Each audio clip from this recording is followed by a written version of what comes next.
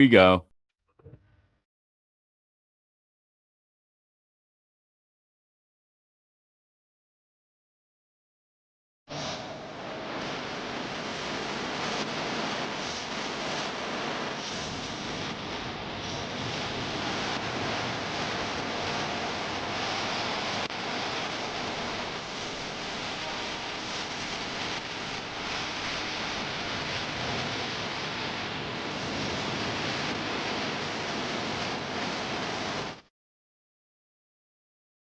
It's a great day to be alive in Pittsburgh, PA. Good morning, friends, Yinzers, countrymen. Welcome in to another episode of Kaboly+Mack. We're midweek between a disappointing loss to the Bengals and an opportunity for Aaron Rodgers to maybe exact a little revenge on the team that employed him for 18 years, the Green Bay Packers. We're going to get into all of it today. We got a special mystery guest joining us in about 25 minutes.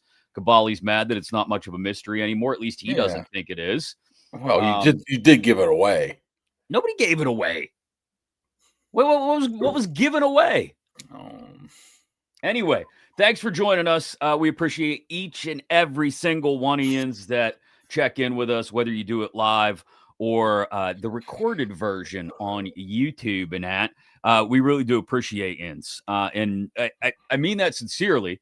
First, I got to thank Southwest Greens. They've been on board since the very beginning, continue to support the show. Grass that never needs to be mowed, watered, or fertilized because it ain't grass. It's artificial grass, but this ain't like the green carpet that got rolled out on your grandparents' back patio. It was like this thin, like the Three Rivers Stadium turf. No, this looks, acts, and feels like real grass. Perfect for the entire family so you can enjoy the lawn year-round without having to mow, water, maintain, fertilize, all that nonsense. Safe for the kids, safe for the pets, and enjoyable for the entire family.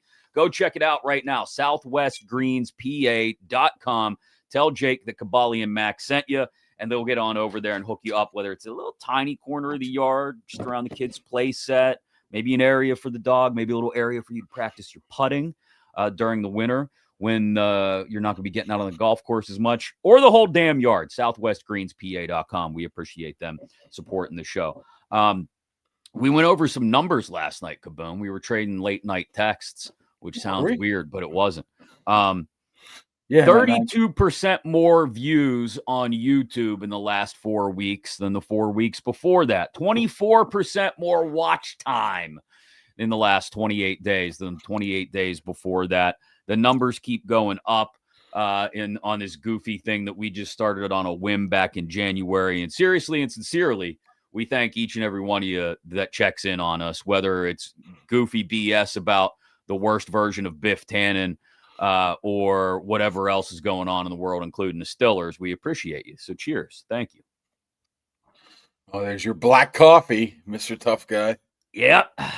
Look at that. Totally black. Nothing like the black coffee. Nothing in there. See? Just coffee. Like a real man. Like a real man. As I think my old man used to say, I put hair on your back. Yeah, it does. Can't confirm. Maybe you should put some on your head. Yeah. Woo! He's on fire this morning, folks. He must have been awake for a while. I showered. That was my once-a-month shower, so yeah. Go out in the driveway and get hosed off, huh? Get the old pressure washer out. But seriously, thanks to each and every one of you for supporting the show. We appreciate it. Did you see? Not only did the Penguins win last night, Kaboom. We'll get to the Stillers and what Mike Tomlin had to say in a second. Not only did the Penguins win in emphatic fashion last night against the Vancouver Canucks, but up there in the box with the beard, Brett Kiesel, we had an Aaron Rodgers sighting. We had a Mason McCormick and Zach Frazier sighting. There's a Will Hard on the end there. That was a big Stillers night out at the Pens game alongside Brian Trottier and Jay Caulfield there. You can't leave out Zach Frazier, right? I mentioned Zach. I said McCormick and Frazier. I saw a couple other guys there too. Spencer Anderson was there, and was he going like this the whole time? No, you know what? I saw somebody post a video, and he saw somebody posting a video, and he was just like glaring at him. So I saw Ryan McCullum was there too. No Sam Mahler. There's a shock, right? Mr. Personality. And I didn't see Fatanu. I didn't see Broderick. Maybe he's mad at Broderick. No, we'll get. He's mad at Broderick. That's why he wasn't there. Well, you covered that pretty well in the story you wrote yesterday, and there was some actual football nuggets in there too that I want to get to a little bit later if we have. Yeah, time. I mean, he's going to talk more about it today, Rogers, and apparently I think the video looked worse than what it was. I don't think he was upset at all. There might have been a little bit shaking going on beforehand. They got him roughed up a little bit, but that was a lot to do about nothing. So yeah, at the Pens game last night, Pens won 5-1. Sidney Crosby passed Mario Lemieux on the all-time points list, regular season and playoffs. And I think the Penguins, it's very early in the season, but they might not be terrible, Mark. Yeah. They might not be awful. Yeah, good job for Crosby. A little golf clap. All he needs is 2,000 more points to get to Gretzky. But why you got to put it that way? You're such an ass. Well, it puts it. He even admitted after the game when Potash was interviewing him about passing Mario. He's like, "Yeah, well, it took me 500 more games, but I got there." Yeah, I mean, it just puts in perspective not only what Gretzky was able to accomplish, but the era he played in as well, too. Same with Mario too, right? Like if Mario's healthy for his entire career, you extrapolate the numbers out, he's not far off Gretzky's pace either.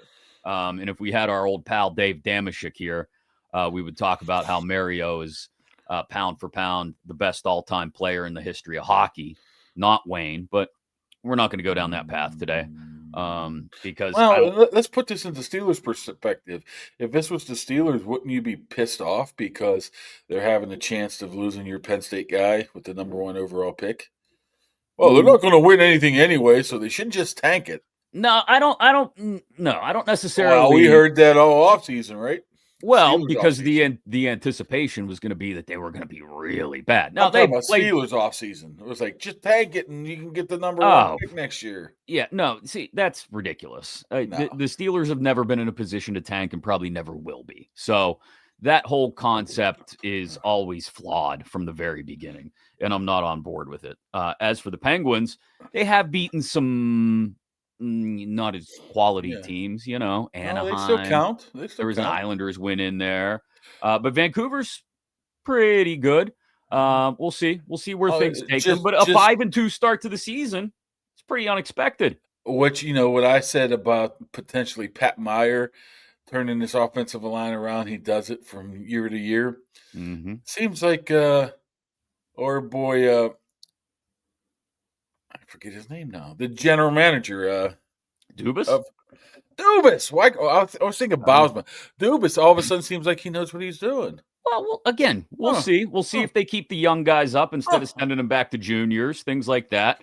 I don't watch it. I don't watch Penguins because it's not on YouTube TV, and I'm not buying that goofy, terrible app anymore. Got to get you some bootleg cable. I'll give you the link. See if it works. Just give me the password. No, it doesn't work like that. I can't just give you the password. It's not that simple. I could see you trying to set it up, man. God, it'd be a disaster. I almost bit my tongue there, so I better not say any more. Don't, because I never know what you're going to do and who you're going to throw under the bus. Thanks to our friends at Higgins Professional Painting for supporting the show as well. They've been doing it in the Pittsburgh area for 4+ decades. Since the president and founder, Don, got things up and running, his family continuing to bring excellent service to you if you need interior painting, exterior painting.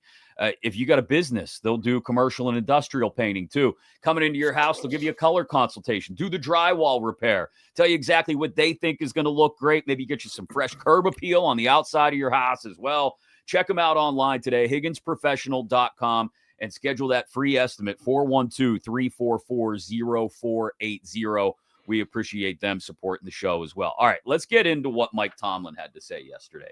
There was one part in particular that stuck out to me, and it was a couple successive questions. It started with the dean of Pittsburgh reporters. I call him that, the hardest working man in Pittsburgh sports anyway, Jeff Hathorn of The Fan. Congratulations, Marconi Award winning 93.7 The Fan, by the way. Does that mean I get something for that? No, Uh, no, uh, no, you don't get I don't anything. take credit for it. Like, never mind. Anyway, so Jeff asked a question about the difficulties in the run game this year, particularly against Cincinnati. And we got the same your favorite thing from Mike Tomlin, gap integrity. But then he did go on, because Tim Benz followed up with a question about the run game as well. He went on to simplify things just a little bit, and it kind of was the through line and thread for his entire talk about the defense yesterday. Simple, guys. You can have a couple of plays and create a catastrophic day. They had a 25-yard run and a 37-yard run, but that's all that's required. You get those big runs, they flip the field, they put them in scoring position, they change the trajectory of your strategy, et cetera. And so, it's not 60 snaps we're talking about here, but in our business at this level, 1 or 2 plays are the difference between having a good day and a catastrophic day. So I went back and checked because I was curious about games where they've given up long runs. And there's only been 2 games where the Steelers have given up a run of 20 yards or more. Do you want to guess which 2 games those were, Mark? Probably Seattle. Mm-hmm. I don't think it was the Jets. It was the Patriots. He just got done talking about it. Oh, I thought Cincinnati. I thought you meant 2 other teams. No, 2 games the Steelers have given up at least a 20-yard rush in are the only 2 games they've lost. Mm-hmm. In every other game, they have not given up a rush of 20 yards or longer. So it directly correlates in a way. And I'm not saying wins and losses are going to be dictated by whether you give up a long run at some point or not, because that could be an anomaly. Who knows when in the game it happens, how it happens, quarterback scramble, whatever. But I do think it's interesting that again was sort of the through line and the thread of everything he was talking about on the defensive side of the ball. He was asked about coverage schemes and all that. It's hard when people are running on you because it affects the rest of the defense. It's multiple levels, da-da-da-da-da-da-da. And the one commonality between the games that they've lost and the games that they've won is giving up at least 1 run of 20 yards or longer. It happened, as he noted, twice against Cincinnati. So I think that's a coincidence. I don't really read a lot into just because they have a 20-yard gain, they're going to lose the game or anything like that. I mean, I see stats about if Darnell Washington plays 40 snaps, they win the game, and he stopped at 30. He only had 37. If that's the case, you play him the first 40 snaps and just say, okay, we win the game. So I don't really buy that. But another thing I don't really buy is this is absolutely only goes for the run game. You can be a great offensive lineman and get whacked one time really bad by a Myles Garrett and you look like you had a terrible game. You could shut down T. Higgins the entire game and allow an 80-yard touchdown pass, and all of a sudden, guess what? You had a terrible game. This is just how the professional game is. You almost have to be perfect or you stink. You're either great or you stink. There's not really much in between. If you give up that big play, it comes down to that, the big play. If you don't give up the big plays, you win. If you do, you don't. And I think that goes with everything. I mean, you look at Broderick Jones. He hasn't given up that. He's given up 1 sack this year. No, 4 sacks this year. Only 1 penalty. He had like 9 penalties last year. Those things build on top of one another, and all of a sudden, you could have a good game, and it's not really like that. So I understand what you're saying, but I don't think it's an end-all, be-all. If you just stop a 35-yard game, you win the game. Yeah, no, look, there's the old Mark Twain saying, I think it is. Stan Savran used to repeat it all the time. There's 3 kinds of lies: lies, damned lies, and statistics. You can get numbers and stats to say anything you want them to. So, I'm not drawing a direct correlation and saying, well, if you don't give up a run of 20 yards or more, you're going to win the game, guaranteed, or vice versa. If you don't give one up, you're guaranteed, or if you do give one up, you're guaranteed to lose. All I'm saying is, I think it's an interesting perspective to look at it from, because this defense, I think, is 17th in the league against the run. They've been a little bit more consistent against the run than maybe we originally think. When we just sit down and think back on the first 6 games of the season, we might look at it and go, man, this run defense sucks when it sucks. But it's also very good when it's very good. The one thing we've seen week to week, other than, again, a Carson Wentz, 3/4 of a Carson Wentz game and a Dylan Gabriel game, is that the pass defense is still getting carved up. 31st in the league against the pass. And that's the issue.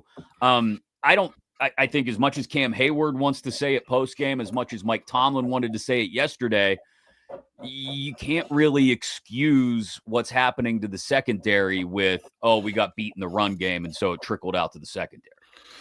I mean, I hate to really go down this route because people are going to just probably laugh at me.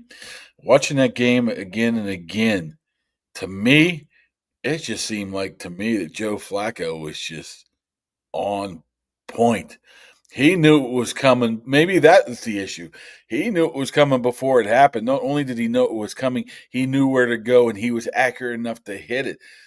You can play as good as defense as you want, and if you have balls that he threw Flacco on a consistent basis in that game, I know he's 41. I know he hasn't really played a lot over the past 8 years, but sometimes you do have to chalk it up that the guy just played a hell of a game. Well, people don't want to hear that, and I understand why you don't want to hear that. But Flacco played a hell of a game. I also think there's something to be said, and again, this isn't in the way of making excuses for the secondary. They didn't play well enough. But I heard it said by somebody in the last couple of days. You target a guy 23 times. If you were to hold him to 12 or 13 catches, that would be considered a success. Okay, Jamar Chase had more than that. I get it. And they showed very little ability to stop him. But I guess to back up your point to an extent, Flacco played really well, and he knew exactly what he wanted to do every time. And he knew what they were doing. I mean, it's not like they didn't switch things up. It didn't look like they weren't, there was pre-snap reads.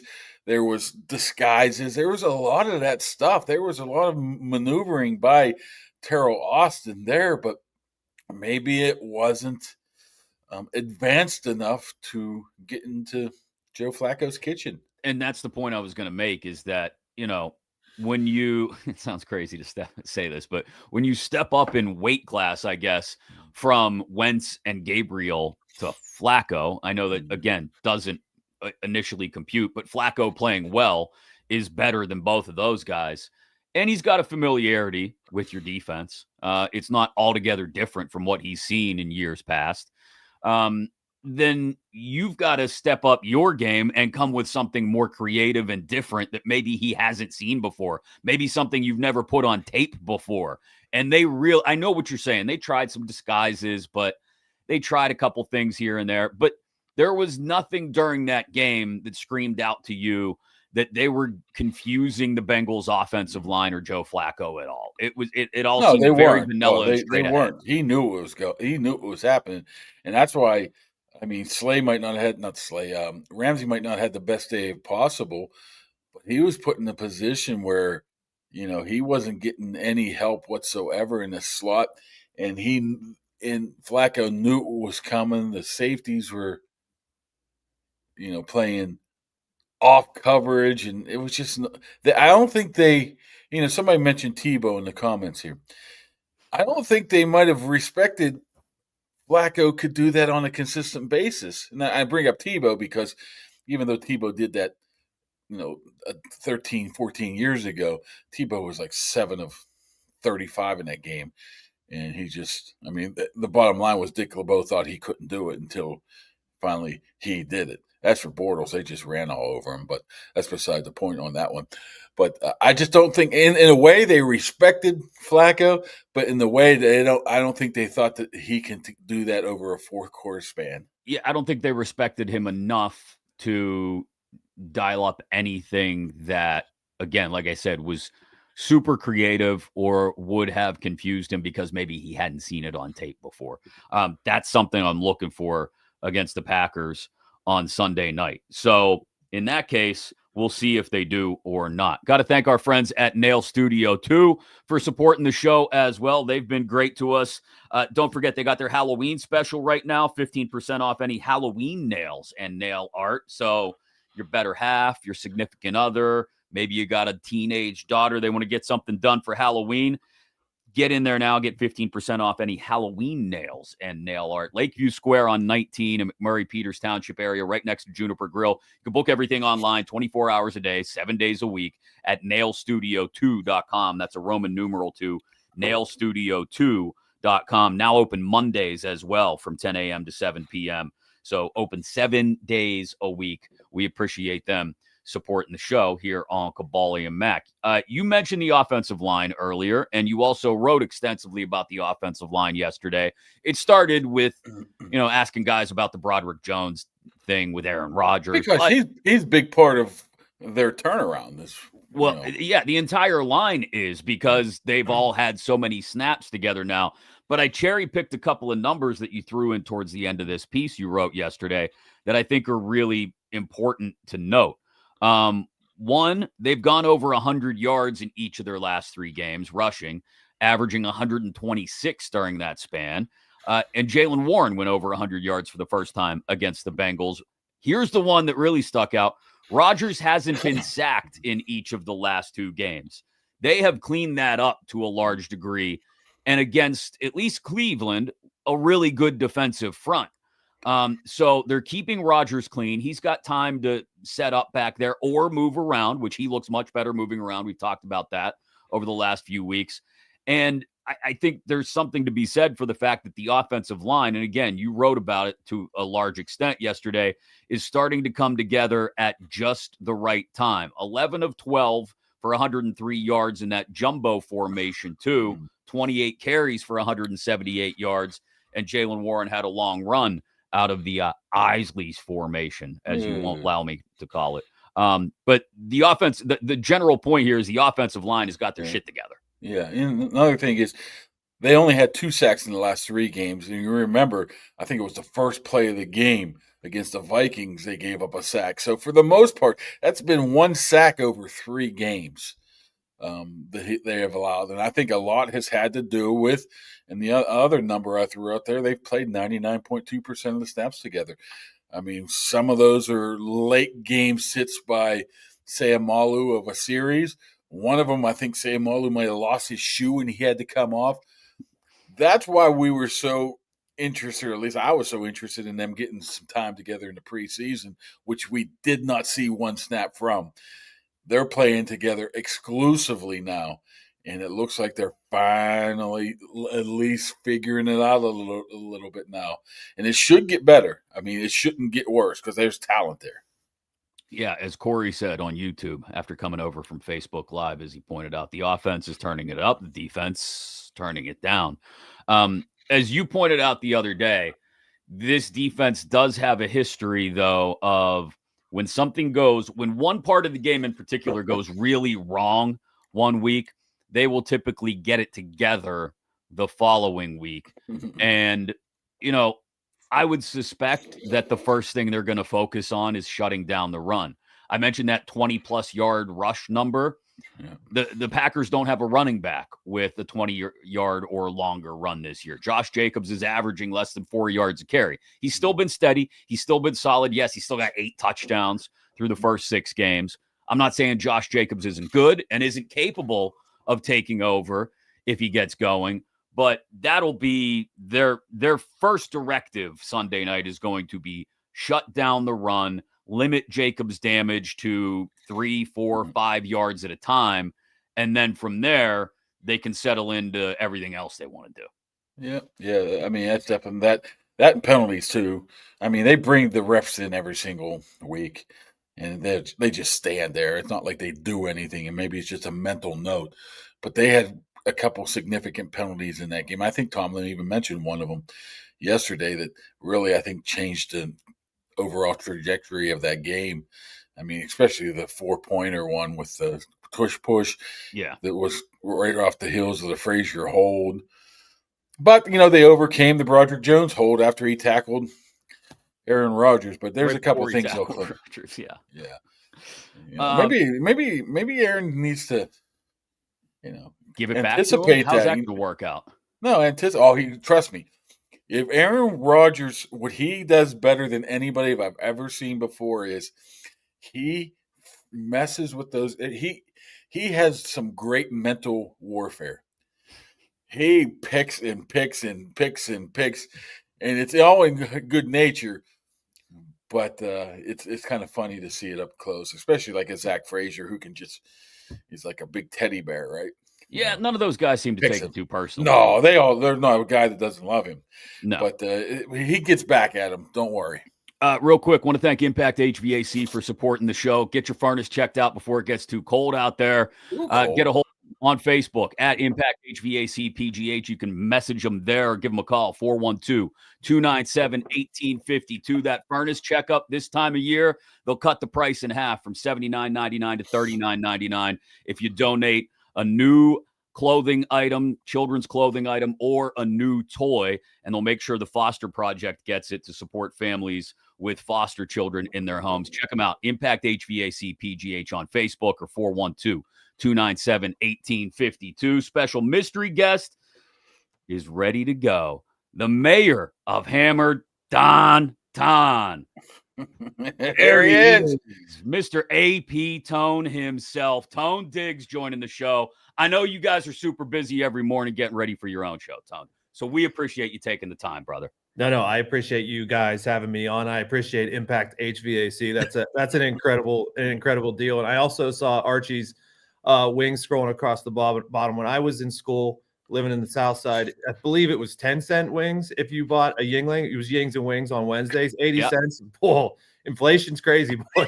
I'm going to have to talk to Arch and have to bring the Yings and Wings back. No, excuse me, the Iron and Wings back. Oh, it was so good. It was awesome. But no, it's a pleasure having you guys have me on. I appreciate it. Seriously.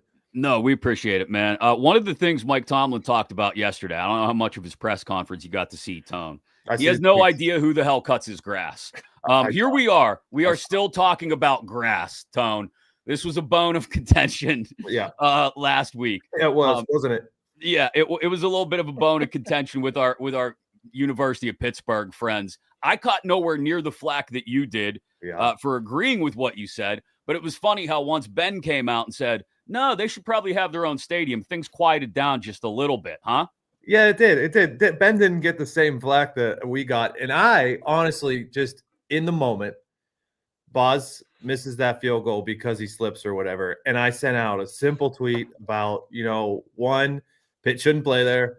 And two, grounds crew, figure it out. I did not expect the groundswell that came after that. So once I started getting attacked by the Pitt fans, and then I'm not very good at when I start getting attacked to just turn in the cheek or whatever. So then I sent out the tweet, well, if Pitt fans cared this much about the actual team, more than 20,000 fans would show up, and then they got real pissed about it. You get real mad when you mention attendance. So it kind of turned it was not meant to initially attack them, but it definitely turned into that. And then I got real quiet after Ben said what he said. But my whole thing was like, I mean, we've been doing this for how many years? Like, Acrisure, Hines, wherever, for years we've been the laughing stock of the NFL for the turf. Like, I don't care whose fault it is. Just at this point, figure it out. It's 2025. Okay. Like, we should be able to figure out the field. Tom, where do you sit with this Pittsburgh Steelers team? I know you tend to live in the moment. I do. So where's that moment telling you they're at right now? So going into last week, I said, if they're the same team as the last few years, they're going to lose this game. And if they are a team that can actually make a deep run like teams of the past, they will put the Bengals away early and often. It'll be a fun Thursday night. And that didn't happen. It was a classic, Steelers of the last 5 years performance. I don't know. And I was bummed out. I was bummed out because I thought, you know what, this team's different. And the offense looked great, which was awesome. The offense looked great last year in Cincinnati. But they just I don't understand how the defense can look like world beaters the last few weeks. And I know it was against lesser quarterbacks or whatever, but like still, like they didn't even show up. So I'm a bit bummed out. But if you would have said like, hey, next 2 games, Bengals, Packers, which one do they lose? I probably would have always said the Bengals game, even though they are the worst of the 2 teams. But that's just what they do. Yeah, it's hard to stay positive when you're flying high and 4-1, Yeah. and you got a chance to almost salt the division away before Halloween, and then you drop one. But I think if you would have told any of us, Tone, like back in mid-August, hey, they're going to start the season 4-2, and they're going to have a 3-game lead over the Ravens. Yep, we'd all taken that for sure. I probably would have chalked up that Bengals game as a loss. Like if 4-2, the Bengals game always probably would have been a loss, and then maybe the Ireland game would have been a loss too. Who knows? Because Seattle was coming to Pittsburgh. But no, I 4-2, like, yes, definitely, absolutely would have taken it. If you would have told me how Aaron's playing, definitely would have taken it. The offensive line seems to be improving. Definitely would have taken it. Early in the season, I was frustrated with the rush defense because that was horrendous or whatever. And then, the defense has been so far, I think, of the season, the letdown. The first few weeks with the rush defense, and then last week they didn't look like they knew what they were doing. But no, I mean 4-2 definitely would take it going into Green Bay at home. Yeah, I mean definitely would have taken it. Tone, nobody knows Aaron probably more than you and the boys, right? Did you see any inkling of this type of play out of a 41-year-old Aaron Rodgers when he signed here in, what was it, May or June? Or is this even surprising everybody back there at the old Thunderdome? I don't know if it's surprising because like when I think you were on and I said like one of the main benefits is going to be that he's going to come in and he's seen every defense that has ever been created ever, and he's going to be able to get them in the right plays and get the ball out quick, and he's going to help the young offensive line. So like that's been awesome. Did I expect him to still be able to throw the ball 70 yards? No. I mean that shocked me, and like the whole shots to DK down the sideline when he gets those chances and stuff like that, the back shoulder throws that he's had to Calvin Austin when he's been healthy, like I had questions about that. But so yes, pleasantly surprised about that stuff. But what I knew and thought he would do is get them in the right place, get the ball out quickly, not make bad decisions, which he made 1 or 2 of those against Cincinnati. I think the one down the sideline to DK, he was just feeling it and just trying to see what he could get away with that whole game. And then the other one, was kind of a fluke interception or whatever. But no, I'm pleasantly surprised with how well he is throwing the football. But I always knew like he's one of the smartest quarterbacks of all time. He's going to get us into the right situation, I always thought. and he's moving like maybe not like peak Aaron Rodgers right now, but I mean, Pretty he's well. moving like 2021 Aaron Rodgers, Yeah. right? Like he's still got some wheels back there. And the offensive line we just got done talking about, Tone, has really improved over the last few weeks. They're starting to finally gel and come together. Like I didn't suspect that the offense would really start to click and hit their stride until maybe, week 7, week 8, maybe even further into the season. And the fact that they're clicking right now is even more promising, I think. Yeah. I mean, maybe Arthur Smith knows what he's doing. Okay. Like people question him or whatever. Be careful. Maybe he knows what he's doing. Okay. He made Ryan Tannehill a Pro Bowl quarterback. He made our quarterbacks last season. I mean, looked semi-decent. Neither one of those two are playing right now. What he is doing with Big Mount Washington and bringing Spencer Anderson in as the 7th offensive lineman, if you want to count Darnell, and all the like, I've got no problem what he's doing with all those tight ends because obviously the tight end room is better than the wide receiver room. So if you want to get more of those guys on the field, that's fine with me. Jaylen Warren had his best game last week. He's awesome. Like, yeah, I love what the offense doing, and I hats off to Artie Smith because I think what he's doing, he knows what they have, and then he knows what they're good at. So yeah, Artie has been awesome so far this year. Now, have you let Dano off the hook yet with his 0-6, or are you still waiting to needle him even a little bit more? No, we kind of buried the hatchet a few weeks ago because I mean he did say that before Aaron came, but I still don't like even after Aaron came, he was still not he wasn't talking very highly of the team or the offense. So I'm not going to let him completely off the hook. He did say, yeah, I put him in the playoffs. He did say that.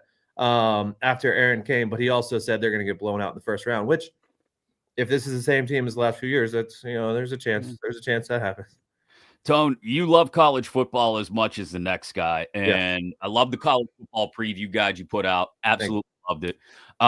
What do you make of what's going on up the road at my alma mater here, man? I thought it was clever by James Franklin on game day to kind of let Saban do the whining and the complaining. Same agent, all that kind of stuff. It makes sense. But like, what do you make of that? Just the state that thing is in right now, because they've gone from number 2 in the country to, man, good luck with bowl eligibility, because you still got Ohio State and Indiana on the schedule. It's insane because obviously the Oregon loss happens, which I don't think anyone was shocked at. That would be kind of par for the course for James Franklin and Penn State over his tenure. So like the Oregon loss happens, and then you go to UCLA. And they've got their interim coach situation and Neuheisel and that whole thing. They're rolling. So like even that one was like obviously shocking. You're a 24-point favorite, like shocking. But then the Northwestern one for me, which is obviously what ended up getting him fired, was like, all right, you come back home, you still only have 2 losses. If you run out, you have a good chance still making the playoff. Like the Northwestern one was insane because they brought back everyone, basically everyone, except for Abdul Carter on the defensive side. Like. Just I have no idea how that happens, to be honest with you. Like the Oregon one for sure, whatever. Like that's fine, but then to let those next 2 happen, I don't even know. I don't even come close to knowing how to explain that. Who do you think? Who would you pick? I mean, who do you think would be the front runner going to Penn State right now? Like, I mean, Rule checks all the boxes, but you can't hire Rule because he's James Franklin. Like he's just James Franklin, who grew up and went to Penn State. Like Rule hasn't had a great past of beating top teams either or anything like that. Like, I mean, Braum would be awesome, but are you going to get him out of Louisville? Like that's where he went. He's in the Ring of Honor there. I think I'm a big Kenny Dillingham fan. Are you going to get him out of Arizona State where he went? Like, a lot of these guys who you're going to go after or whatever are happy where they're at, and you're Penn State, so you can call anybody. But like, I don't see Lane leaving the SEC. Maybe Matt Campbell makes sense because he's done an incredible job at Iowa State with less than what you're going to have to deal with at Penn State. I was thinking like guys that have Penn State doesn't need turned around. They just need that next level. Like Lance Leipold, a guy who he was awesome. He's won national championships because Leipold's kind of got the DeBoer route where he started D3, D2, has won every single where he went. He brought Kansas. Kansas has won like 2 games in 10 years before Leipold got there. But like he's 61, 62. Do you want to hire a guy in his 60s? So I am very, very interested to see which direction they go. I love the Dillingham name. I know, like you said, you're going to get him to leave his home state and all that, but man, that guy, every Sunday morning or Monday, I open up Twitter and I see a Kenny Dillingham clip that just makes me want to run through a wall. Well, and that, like, what did Penn State fans hate about Franklin? He didn't score enough, and he didn't beat great teams, top 5 teams. Like that's why Braum would be the best, because Louisville is the longest streak in college football of scoring like 24 or more points, plus Braum beats. But like, I don't know, like you would have to. I don't know Braum to know like, hey, you went to Louisville, you're in the Ring of Honor, you're coaching at Louisville, you're great with quarterbacks. Like that would be to me like the best hire. But I don't know if you're going to get him out of there. What about those Duquesne Dukes winning 4 in a row there, Tone? Once the Dukes get into conference play, they're a wagon. They're absolutely, yes, they front load their schedule against D1 opponents and they take their lumps, but they get paid. Okay, they learn some lessons, and then once they get into NEC play, oh boy, watch out, Kaboom. Put them up. Here come the Dukes. Here we go. There it is. We got the Dukes helmet. Oh, if we don't mention Pitt real quick, they're going to get mad at us and say that we're all out. They're already mad at Tone. So yeah, listen, they're playing. They're playing great football. I was going to say, like the way their schedule stacks up. I mean, it's murderer's row at the end of the year. You got Notre Dame, and you got to go down to Atlanta against Georgia Tech, and then you wrap up against Miami. But if they win these next 2, I mean, they're going to be in a good spot. They're going to be 7-2, I think, going into those final 3 games. And look, I really like Georgia Tech, and Miami's still there, but the ACC is one of those conferences like the Big 12 where you never know where you're going to get a random team just pop up in the conference championship game. Yeah, I mean, for sure. And for them to get in, they're going to have to win the conference championship. I don't think they're going to get in as an at-large. They're going to be dogs to Notre Dame, and I don't see them beating Notre Dame or Miami probably. But, I mean, for sure they could beat Georgia Tech, like, because they've looked really good. But Georgia Tech is a running football team. If we know anything about Pitt, like this, especially this year, they stopped the run. It was a great win down in Florida State, great win against Syracuse. Probably going to beat NC State. Listen, I've never had a problem with the football team. It's the people that cheer for the football team. My two roommates after college were both Pitt fans. So, I kind of have a bad taste in my mouth by how they cheered for the team. But no, as a team, like Narduzzi and the team, it's always a good product. They always try really hard. Look who had to jump in the chat there, Tone. Oh, Philly boy had to jump in with the H2P. See, he's one of them.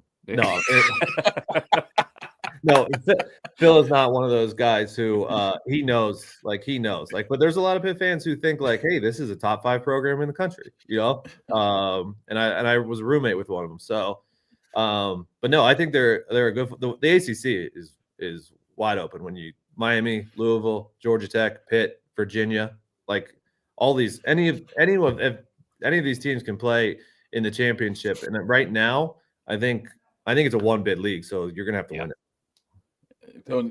I mean, first of all, I say congratulations on the success of the Hammer Down show, right? Second of all, is if I'm going to hammer down on something, is anybody going to beat Ohio State? First of all, how do they continue to win? They gave up like 17 first-round picks last year, or something like that. Is there anybody can beat them this year? So coming into the season, I thought yes, because I thought it was going to be a similar thing to where Michigan had 18 guys drafted or whatever, and then they had the huge drop-off, especially on the offensive side.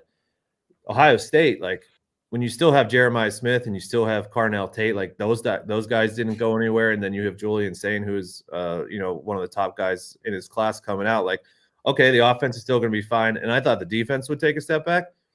Nope, they just have like 1,000 5-stars in the waiting who, like JTT, who's on the Colts now, and obviously Jack, who's with us. And Jack has shown flash. Like Sawyer's been really good, I thought, when he's got in there. Mm-hmm. But like those guys weren't like the most athletic guys. Now they have these dudes on the outside who are just absolute freaks who are causing more pressures and stuff like that than the last defensive line did. So yeah, I don't know. Patricia's done a great job on the defensive side. I don't know who stops them, to be honest with you. Like, I mean, that defense is like, because Alabama's is potentially up there, but like other than that, like they are so good. Yeah, I don't know if the SEC has a ton of teams at the top, but I don't know if they have any one team that stands out and could step on the gas against Ohio State. Yeah, it's going to be interesting to see the way it plays out. Maybe the IU boys here, a little down south. I was going to mention them, but especially get them in the Big Ten championship game, and then maybe again in the playoffs. Fast track, yeah, it's a fast track Big Ten championship game. They looked unbelievable against, and I love Mendoza. He's not going to follow the Steelers, unfortunately, but I love that guy. Yeah, he's come out of nowhere. It's been great. We're going to let you run, dude. You got to show. I got to ask one question. Go ahead. Question. This is a goofy one, right? I always do this with the Steelers locker room, Tone. It's like if you lock the Steelers locker room and only one person leaves alive, who would that be? In the Thunderdome, you lock the doors. Who's the only person leaving the Thunderdome alive? Pat. Good answer. But if he's not included, AQ's in here today. AQ Shipley's in here today. Yeah. So it would be AQ today. If it wasn't AQ, it'd be Darius Butler, the professional athletes. The professional. If Hawk's in there on the Friday, is he taking control? Yeah, I would think AJ Hawk would probably be okay with the rest of us. Who's the first one out then? Who's the first one? Evan Fox. Oh, Foxy taking strays. Don't tell him. Right over the top rope with your ass. He's the lightest. So, tell everybody, Pat, all the boys. We said hello. And we appreciate you taking the time this morning, man. Tell whoever wants to jump on next. It's Indie Week next week for the Stillers. So, it is next week, isn't it? Yeah, it's a big one. They haven't won. They haven't won in Pittsburgh since 2008. In case anybody's forgot, just not that you didn't have that circled on the calendar. Ready to go next week. We appreciate it, Tone. We'll talk to you soon, bud. Thanks again. Tone. See ya. Have a good day. Tone Digz joining us here from the Hammer Don podcast, and of course the Pat McAfee show as well. AP Tone. Good answer. The boss. Yeah, the boss gets out alive. Good answer. He's the only one that leaves. It's a good point though. The professional athletes, right? Like Q stuff, man. Q and Hawk. Yeah. But if Hawk's in there at the same time with Q, and do they take each other out? D-Butt, man. D-Butt, you can't sell him short. No. He's wiry. He's shifty. Yeah. You can't throw him out there. Big D-Bone too. He could be it too. D-Bone with the shot. Just getting thrown right under the bus. See, I like Foxy because I'm a ketchup on a hot dog guy too. Jesus. So, who doesn't put ketchup on a hot dog? This guy right here. Mustard and relish, my friend. That's the only way to do it. You know, I tweeted something. One of my random tweets is the intelligent. Well, no, it was intelligent. What is it? Intelligent people pronounce it catsup. And nobody understood what I was talking about right there. That was obviously King of Queens. Do you only watch shows that are like on syndication and basic cable? Like I saw you tweet out the Seinfeld tweet last night. I just ran across that somewhere. I just ran across it because we just passed Back to the Future Day. It was like a couple days ago. Yeah. And the crazy thing, it's been 10 years since it was 2015 that they went into the future. So it was like October 21st, I believe, or something like that. And somehow I come up with June 14th, 1987. It ruined my day. So must be one magic loogie. Thanks to the Dan Heck team for supporting the show as well. You're looking to buy or sell a home in the Pittsburgh area, they'll take care of you. No matter what you're looking for. A bigger home as the family grows, a smaller home as the kids move out, anything in between. Buying or selling in the Pittsburgh area, everywhere you turn, you see another sign for the Dan Heck team. That's because people trust them, and they will get it done for you. Check them out online, all the listings they got there as well. If you're looking for a new home, heckteamhomes.com, HAECK, heckteamhomes.com. We appreciate Dan and the entire team supporting the show. You know, Mac, I don't really bet that much anymore because I lose so much. Mm-hmm. But, I've been watching a lot of the Hammer Don show. They helping you win? No, I don't. I still don't. But him and Gumpy. Oh. Every once in a while, like I still bet a little bit here and there, but not as much maybe as I had in past years.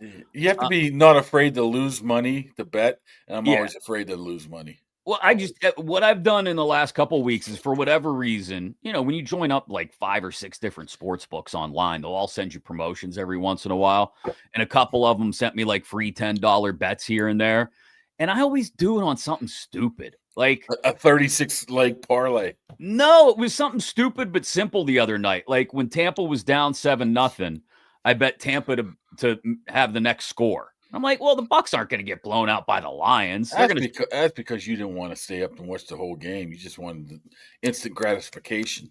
That too. The instant gratification is nice, but I did stay up and watch that whole game, despite what else was going on Monday night. Between the battle royal, the baseball game and the battle royale to find CM Punk's contender for the heavyweight championship at Saturday night's main event. I really thought they were going to have Dom. Once it was down to those two, I thought it was going to be Dirty Dom. I would like to put 3 belts on Dom. That would be great. All the belts. You got 2. I mean, see how much you can do to just continue driving him as a heel and people still cheering for him. Plus, you have Survivor Series in his hometown of San Diego coming up. Come on. Something has to happen there, right?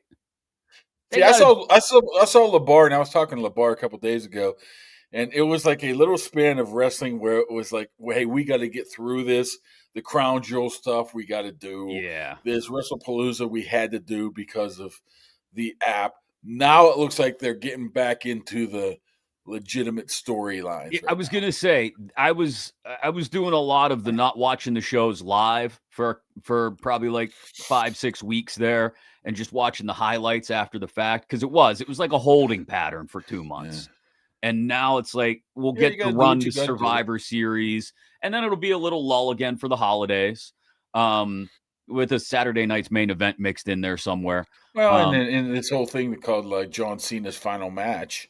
Yeah, they still haven't really hinted at what direction that might It's going to be Gunther.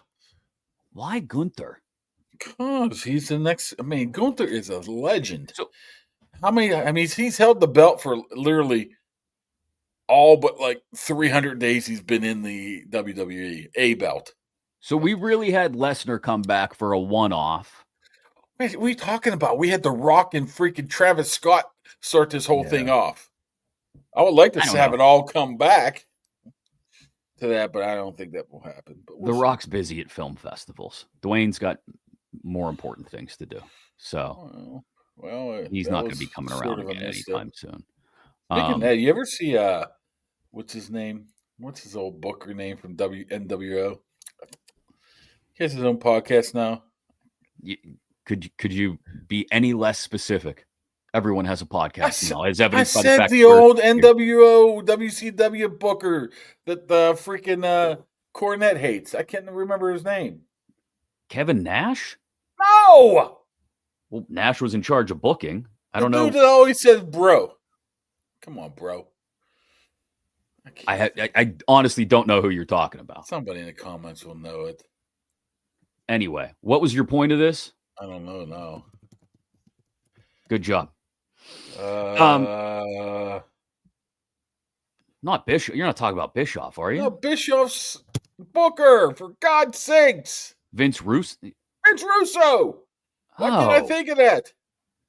No, Vince Russo has his own podcast, and you see clips of him all the time, and all he does is torch the WWE. And you look at the comments, it's like, yeah, bro, you're just like, you're not bitter on anything.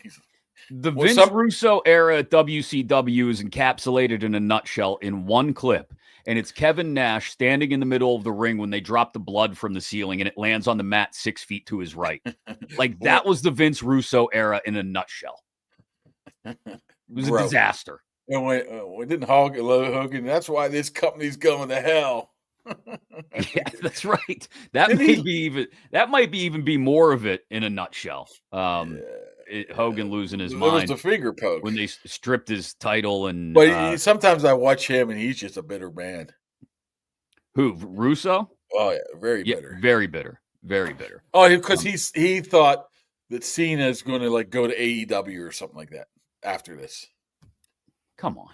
Speaking of that, Tony Khan was at the freaking Steeler game last week. Really? I said that the one in Cincy or the Browns game? It was a Cincy game. It was the Cincy game. Yeah, it was definitely the Cincy game because I said to Rudder, because Rudder's a big mark, right? Last time he was at the Steelers-Jags fight, and Rudder ran up to him and was talking to him. But I saw him. Then I'm like, that's him. Nobody else saw him. Then I don't know if you know Dan Quinlan. He texted me and he goes, "Did I just see Tony Khan?" I'm like, "Yeah, you did. He's the producer or the engineer for DVE or whatever, the pregame show." Okay. So, yeah, he was there. I don't know why, but he was there. Why? Yeah, that's a great question. By all accounts, Tony is a very nice man. I just don't know if he knows how to cut through and really take any kind of legitimate swing at WWE. It's just a different product. Nice. It's a totally different product. And by the way, you gave away the hat with the tone.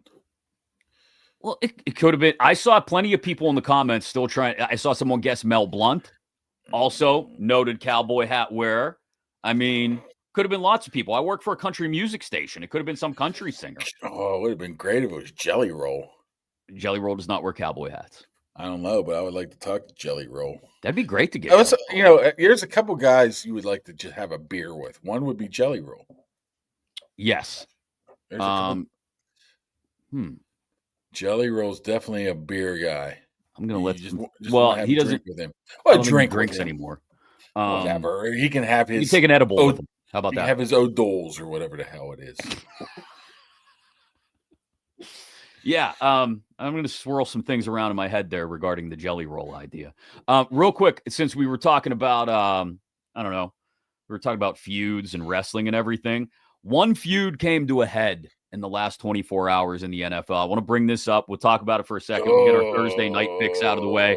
But did you see the end of the Giants-Broncos game? Which, by the way, we forgot to make picks for Sunday's games. Yeah, I would have. We did it offline, and I'm 5 ahead of him now. You're lying. But hey, it's okay, liabetic. You got liabetes. People so the end of the Giants-Broncos game was nuts. I'm sure most of you heard about it by now. If you didn't, go look it up. Just bananas. The Broncos didn't score for 3 quarters, then scored 33 points in the 4th quarter and won because the Giants missed an extra point, essentially, is what it came down to. Anyway, after the game, Sean Payton was asked about the Giants and took a nifty little swipe, listen to this, at his former quarterback who was the backup on the other sideline. They found a little spark with that quarterback. I was talking to John Mayer not too long ago, and I said we were hoping that change would have happened long after our game. Okay, so he was hoping that Russell Wilson was still going to be the quarterback for the Giants when they came to Denver. That's essentially what he's saying. You may remember Peyton and Russ did not get along famously in Denver. Plenty of clips of Peyton just berating Russell Wilson on the sideline. Now, you would think Russell Wilson, PR conscious as he is, wouldn't have even acknowledged this, right? Instead, we got a tweet yesterday. Classless, but not surprised. Didn't realize you're still bounty hunting 15 plus years later through the media. That's right. Wow. So many layers. Really so do many something layers. wrong to piss off Russell Wilson. So many layers there, right? First, it's Russell Wilson going public with something like that. Second of all, bring up the old bounty gate from 15 years ago. And then ends it with a couple of emojis and a let's ride. Good for Russell. I know some people say, oh, Russell's a piece of fine. He could have ended that statement. Sean Payton was, boy, they found the spark with that quarterback. Yeah. Period. I talked to the owner and I said, shit, I wish we wouldn't have had him out there because the other guy stinks, what he basically said. I mean, you didn't need to go there. I mean maybe I go there because I'm petty, but not a professional head coach. That I would not have expected that. Good for him. Russell Wilson. Good for him. You know, there was nobody, honestly, take it for what it's worth, nobody spent more time at Children's Hospital in Pittsburgh than Russell Wilson did his year here. Here's nobody. As inauthentic as it seemed at times in the media, I think authentically he really is a good dude. I do. I think Russell Wilson is genuinely a good guy.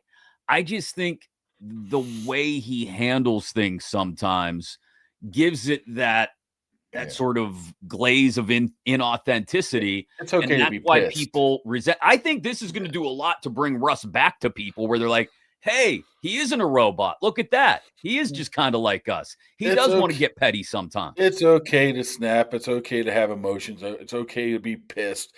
It's okay to be pissed at the world for sometimes. You don't always have to say, golly gee, Whitakers, we're going to get this, even though you're down 60 points in the 4th quarter. I mean, is it G Whitakers or G Willikers? Whatever. Depends on where you grow up at. Where I grew up at, it was Whitakers.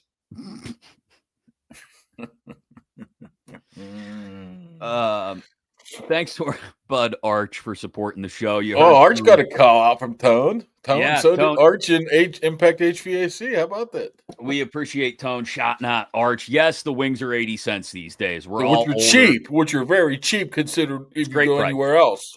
Great price. I mean, you get 10 wings and a couple beers if you get something that's on special for less than $20. I mean, that's not bad at all. In fact, fact, it's fantastic. Pittsburgh's best place for food, drinks, and sports. Monday through Thursday nights down at Archie's on Carson. They got 80-cent wing nights, great sandwiches, burgers, flatbreads too. You get a side order of fries. I swear they just give you the whole basket. It's like remember how how often did you go to the O in Oakland? What's that? No, maybe twice in my life. Okay, but do you remember they would take the whole basket of fries and just put it on a little thing of cardboard? I swear Archie's gives you a whole damn basket of fries when you order a side of fries. So the portions are generous. The wings are delicious, always fresh. And, of course, they got ice-cold iron and icy light on tap. I mean, just about as close as you can get to freezing, right, Kaboom, without actually being slushy and frozen. Ice-cold iron down there at Archie's. So, iron. So good. Iron. Just slide, get a little spicy wing and it. Perfect. Hits perfect. If you're going down to watch Thursday night football, perfect place to do that is Archie's on Carson tomorrow night, any night of the week, and all the games are on all the TVs every Saturday and Sunday as well. And you got the World Series hitting. That's right. World Series starts Friday night. So Mr. Frontrunner over here is going to be rooting for the Dodgers. No, sorry. I'm rooting for Team America. What are the chances if I go look at the rosters, and I meant to do this, and I just didn't have time to sit around and look at Baseball Reference. I don't care. What are the chances I look at the rosters and the Blue Jays have more American dudes on their roster than the Dodgers? Ask me if I care. Where do they call home? Where do they pay their taxes at? Well, they're professional athletes. They pay it all over the league. That's how it works. Did you watch that Expos documentary? I didn't. I wanted to, but then I put The Sopranos on and the Pine Barrens episode. Oh, The Sopranos. Did you only watch stuff from the 90s? That's not what I never said you only watch stuff from the 90s. You only watch stuff that's on in repeats on basic cable. King of Queens, Seinfeld. Right? I've seen them all, so there's no use watching them. I just watch. I've seen all the Sopranos too. It's nostalgia. I'm sorry. It just reminds me of being in college. Nostalgia. I'm a big sucker for nostalgia. Yeah, you could have watched the Expos getting. Is it good? Because I want to go watch it now. Is it? Well, we grew up in that era when they moved, and yeah. You learn things that you probably didn't know. Of how slimy Jeffrey Lurie was trying to. Jeffrey Luria. What did I call him? You said Lurie. Maybe I just sniffed him when I said Luria. But they painted him as a slime ball, and I didn't realize how bad Olympic Stadium was. It was dumped by the end, right? It was like literally falling apart. There's chunks of concrete falling down, and they wanted a new stadium and blah blah blah blah blah blah blah. And the fire. So they had Larry Walker. They had Larry Walker. Vlad was on there. Stacked. They would have won the World Series in '94. You can't. Oh, look at that outfield, man! They had like Marquise Grissom, Larry Walker, and Grissom, Walker. Alou. Yep.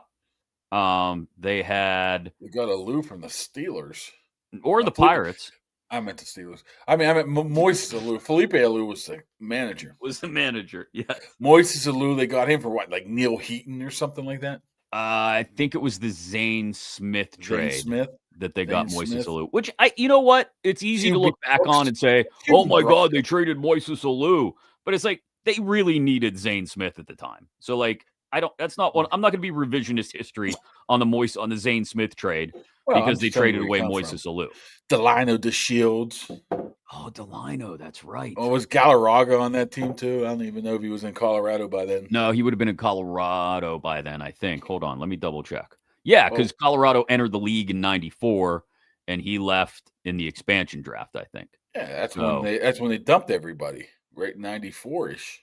Well, 94 was the year of the strike where they would have, I swear, they would have won the World Series. They were just stacked.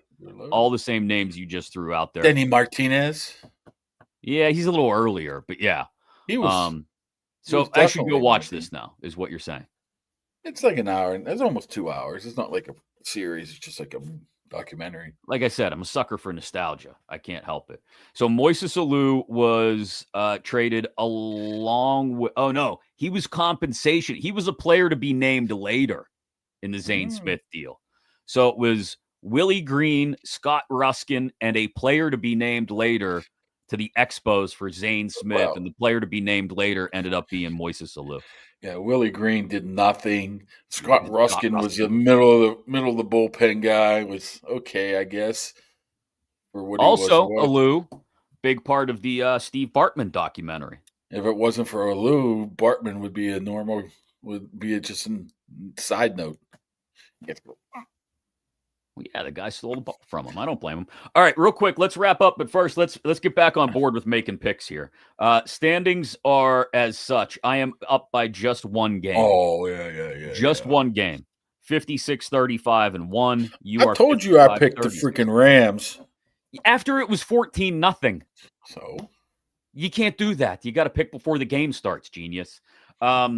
Minnesota Chargers in LA tomorrow night. Wentz is starting again. You hate the Chargers, though. I always hate the Chargers, so I'm picking the Vikings. Really? Vikings are starting to feel it. They're starting to feel it, Pepper. Starting to come together, Pepper? No, I think the Chargers get back on track. Yeah, because they got such a great running game. It doesn't matter. Carson Wentz sucks. And did you watch any of that game this weekend? Who did the Vikings play? Jesus, I can't remember now. The Eagles. Your Super Bowl team. If they had a quarterback that could throw the ball within 6 feet of Justin Jefferson, they would have won. But Carson Wentz sucks. So I'll go with the Chargers. Sound good? Sounds good to me. All right, we'll do this again on Friday. Another guest joining us. I don't even know who this one is.